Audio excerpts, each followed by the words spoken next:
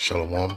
Let me get straight into this lesson, but I'm going to show you some modern day witchcraft.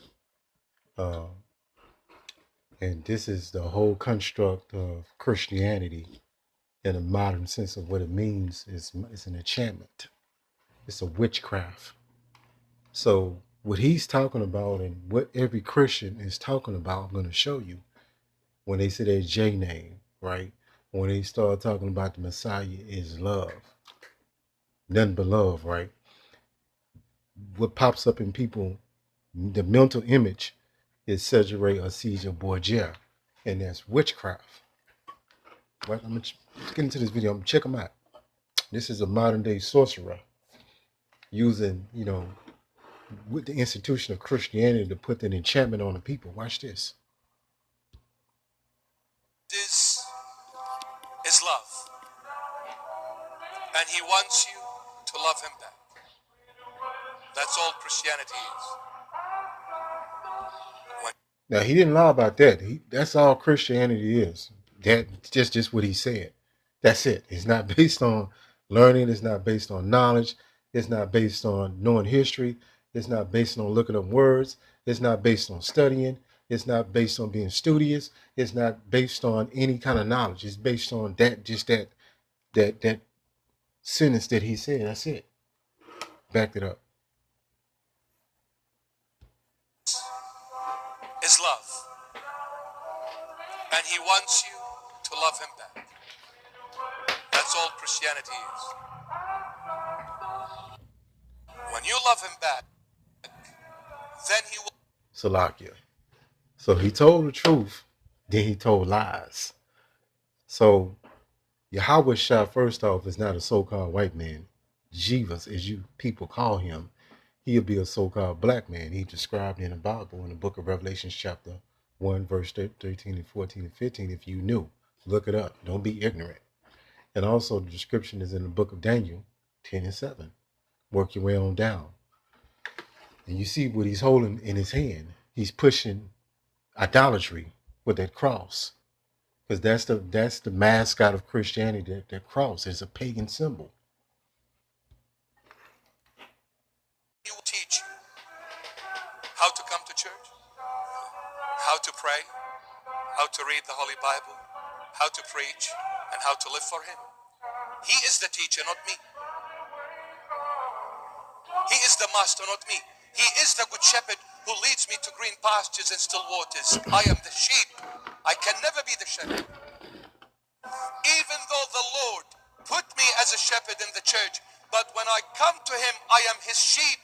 I'm not the shepherd, for the shepherd is one, and that is Christ the King.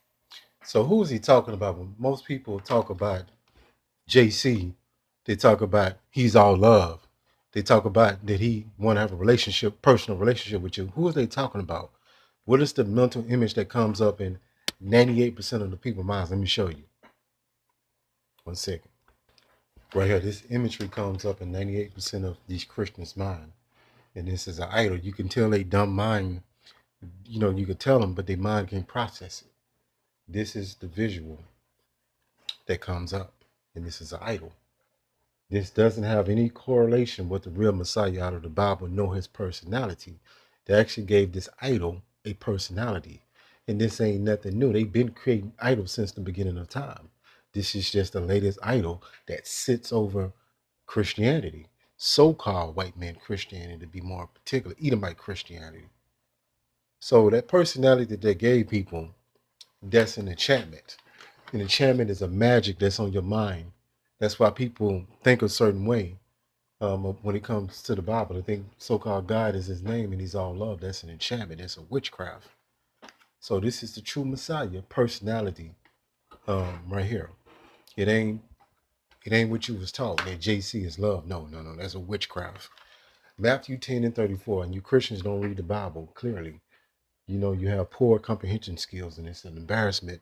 And you should put the Bible down and stick to your pagan traditions and just keep doing that.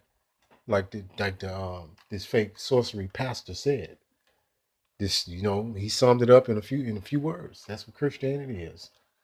Matthew 10 and 34. But this is the true Messiah out of the Bible. It says, "Think not that I come to send peace on earth. So they get everything is opposite. You know, when you start waking up, you're gonna understand what the Edomites did is gave you everything opposite of what the Bible say. They say the Messiah was soft spoken, love everybody, but in the Bible, he's totally different from that. It says, I came not to send peace, but a sword. What Bible are you Christians reading? Matter of fact, you're not even reading the Bible because you go off emotions. But he didn't come, this personality they gave him that he's love, he won't love you. No, he want to destroy. He's gonna destroy most of the people. He's gonna destroy, Babylon is gonna be destroyed. Let's go here. And I was like, I was contemplating inside of my mind, this, I've been kind of heavy in the spirit today, that this is a great wickedness that continues to go on and people stay in ignorance. Nothing never changes. You do got the elect of the nation of Israel. You brothers and you sisters are waking up. That's a beautiful thing. But the vast majority of this world is in complete darkness. They're not going to come out of it. And it grieves us. It's grievous to behold to see your people in this kind of condition. And I was, thinking to the Lord, how long do we have to endure this? Right? Because this is insanity, this wickedness that they get to lie. They get to show the Messiah is a so-called white man. They get to lie about his personality, lie on Yahweh name, say he's all love, and they tell all these lies, and it seems like they go unchecked, right? But the Lord got plans. Isaiah 3:11, it says, "Woe unto the wicked." So that's wicked what he did. And all these other so-called pastors, that's wickedness when they tell you that the Messiah was a so-called white man, and they lie on his name. They lie and say he was all love. That's a lie. That's a cunningly devised fable. It says, woe to the wicked. So that's a wicked thing that these Christians do. They slander the Lord character and the Messiah character. It shall be ill with him. So it's going to go bad for these devils. For the reward of his hand shall be given him. So what's happening as well is all these lies are backfiring on them, because people that's analyzing these scriptures, that's waking up, even some of these Edomites are seeing that they're lying. They're telling you lies. Let's go here. Psalm 73:3. It says, "For I was envious at the foolish when I saw the prosperity of the wicked." Now this scripture is on different levels, because we do see the prosperity of these Edomites, how they can live in a sprawling mansion, right? Have 4 or 5 cars at their disposal, unlimited income. They can do whatever they want to do when they want to do it, and we see that and we are grieved by that because it's not fair. All right. So, I'm gonna get into Esdras, but he had the same he had the same, he thought the same way that we think today, right? I'm gonna read this again. And I know some of you brothers, you see this and you be like, this is not fair. What's going on? We're at the bottom, but this is a part of that punishment. And we just got to get through it. We're almost at the end of it. Psalm 73:3. It says, "For I was envious at the foolish when I saw the prosperity of the wicked." Let's keep going. It says, Psalm 73:4. "For there are no bands in their death, but their strength is firm." It seems like these devils going to rule forever, right? But that's not so. Right? Let's keep going. Salakia. Let this load up. 1 second. Psalm 73:5. "For they are not in trouble as other men, neither are they plagued like other men." So the so-called Blacks, Hispanic, and Native Americans go through so much turmoil, anguish, mental illness, demonic attacks, all kind of stuff, man. Financial oppression. It goes on and on and on and on, right? Let's go here. Let's go to 6. It says, "Therefore pride compasseth them about as a chain. Violence covered them as a garment." And this is applicable to the Edomites because they think they're going to be in rulership forever, even though their kingdom is falling. Right? Let's keep going. It says, Psalm 73:7. "Their eyes stand out with fatness, and they have more than the heart could wish." And that's why, going back into kind of this lesson, that we see the prosperity of the wicked, not just only in Christianity that these doctrines can thrive and keep continuously go, also among just, everyday life. Like you catch so much hell bills, this bill, that bill, this affliction, that affliction. Some brothers got to deal with sickness. Some brothers got to deal with all kind of stuff. It's just endless, right?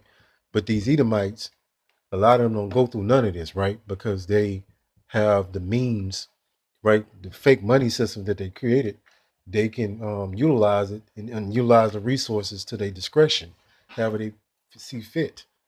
And this is injustice. But the Lord got something for, this. You got a remedy. 2 Ezra 6:56. As for the other people which also come out of Adam, thou hast said they are nothing. It says, but be like unto spittle, which is spit.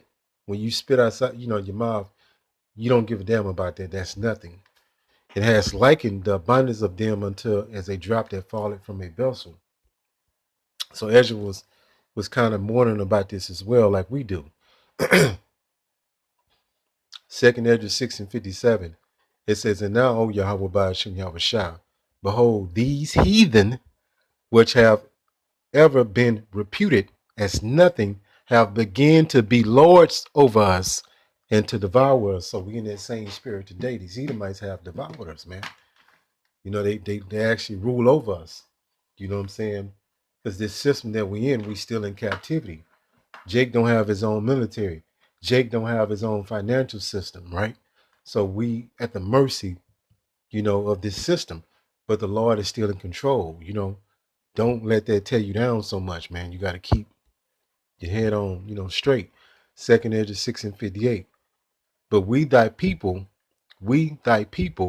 whom thou hast called thy firstborn, thou only begotten, and thou fervent lover, and are given into their hands. So that's the same way we feel today. We in these devil's hands, and it seems like it's not going to never end. But it's going to end. We see the downfall of this devil kingdom. You got to lock in. 2 Ezra 6:59. It says, if the world now be made for our sakes, why do we not possess an inheritance with the world? So why don't we have a kingdom? Why don't we have prosperity collectively? Because we under curses. How long shall this endure? So that's the same spirit I was in today. Mourning, you know what I'm saying? Like, how long is this going to go on? But the good news is we can see the downfall of this kingdom. This kingdom is falling. So many jobs are being lost, so much chaos from one extremity to the next. It's too much to contain. Let's go here. It says Psalms 92:15. It says, to show that Yahweh Ba'ashem Yahushua is upright, he is my rock. So that's our rock. That's our refuge, right? Even in this flesh, when we feel like, we isolated, that we have nobody with us, the Lord is still with us in spirit. And that's hard for somebody that's in a cardinal frame of mind to understand that. They ain't not going to get it. You got to think spiritually. And there is no unrighteousness in him. So the Lord is going to get all his enemies back. He's going to restore us. And I think I'm going to do a second leg of this lesson because I wanted to go into some more stuff.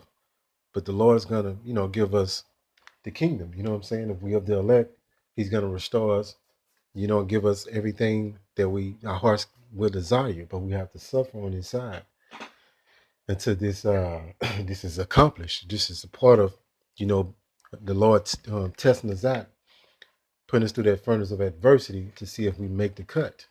And this is grueling, it's hell. You're going to catch hell. You have some bright moments in the truth. But most of it is we're going through basic training, so to speak.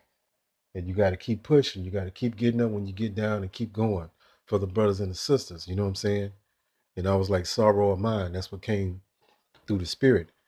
And sometimes we feel this way, but we got the word and the brethren and Yahweh Ba'ashem Yahushua to comfort us, you know what I'm saying, in those low moments. Sorrow of mine is a deep feeling of mental suffering, sadness, grief, or regret caused by loss, disappointment, and a sense of guilt. And it's like oppression make a wise man mad, you know what I'm saying, going back into that precept. But, just keep pushing, brothers, and we almost out of here, you sisters. Call Halal Yahweh, Bahashim, Yahushua, Bahashim, Rachak, Kodash, Shalom.